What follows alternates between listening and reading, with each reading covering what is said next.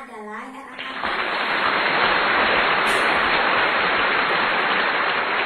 Pada suatu hari pada tanggal 21 April 1879 di Jepara, Jawa Tengah, lahirlah seorang bayi yang cantik.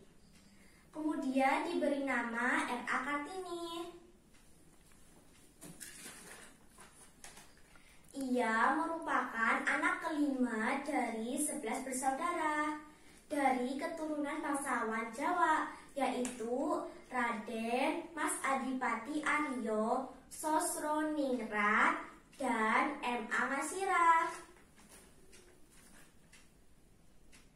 Karena lahir sebagai seorang anak bupati, Kartini bisa bersekolah di salah satu sekolah elit yang bernama Europese Leger School yang disingkat ILS.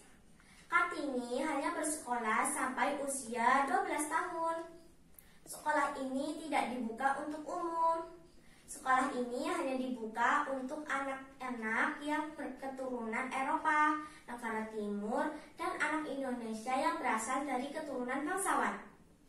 Karena itulah RA Kartini bisa mendapatkan pendidikan yang layak meski dalam masa penjajahan Belanda. Oleh sang ayah, Kartini diminta untuk tidak melanjutkan sekolah.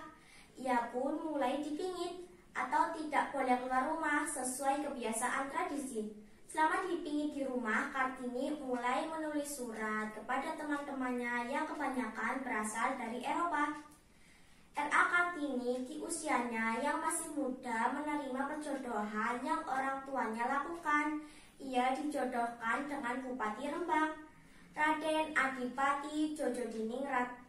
Sebelum menerima perjodohannya, Kartini meminta persyaratan untuk diperbolehkan membangun sekolah perempuan. Tujuan Kartini membangun sekolah ini agar ia dapat mengajarkan kepada perempuan pribumi untuk mendapatkan pengetahuan sehingga ia bisa mewujudkan cita-citanya, yaitu kesetaraan terhadap emansipasi perempuan. Hingga pada akhirnya berdirilah sekolah wanita oleh Yayasan Kartini di Semarang pada tahun 1912.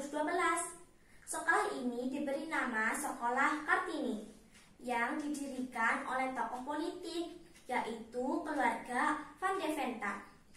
Pada akhirnya sekolah Kartini ini berdiri di berbagai daerah seperti Surabaya, Yogyakarta, Malang, Madiun, Cirebon, dan daerah lainnya.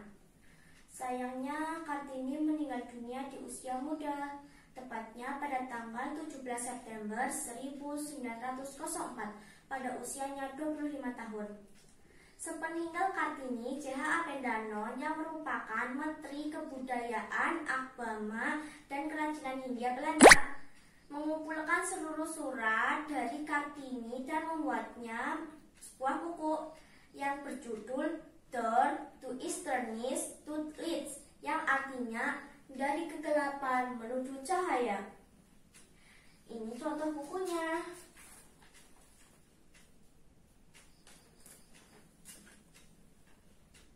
Di tahun 1922, Balai Pustaka menerbitkan buku tersebut dalam bahasa Melayu dengan judul Habis Gelap Terbitlah Terang, Buah Pikiran.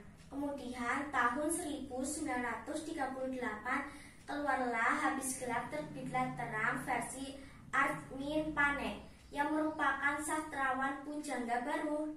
Tidak hanya di Indonesia, perjuangan RA Kartini juga terkenal di masyarakat Eropa, termasuk Belanda, sehingga ada 4 kota di Belanda yang menjadikan nama RA Kartini sebagai jalan. Nah, kalian tahu nggak 4 itu kota? 1. Utrecht, 2. Velno, 3. Amsterdam, 4. Haarlem. Itulah sedikit cerita yang dapat saya sampaikan tentang RA Kartini yang menjadi abadi sosoknya dan ditetapkan sebagai pahlawan nasional Indonesia. Pisau diasah pagi-pagi, bawa ke kebun untuk membabat, sudah ceritaku ini. Semoga bisa memberi manfaat. Wassalamualaikum warahmatullahi wabarakatuh. Selamat memperingati HUT RI ke-76.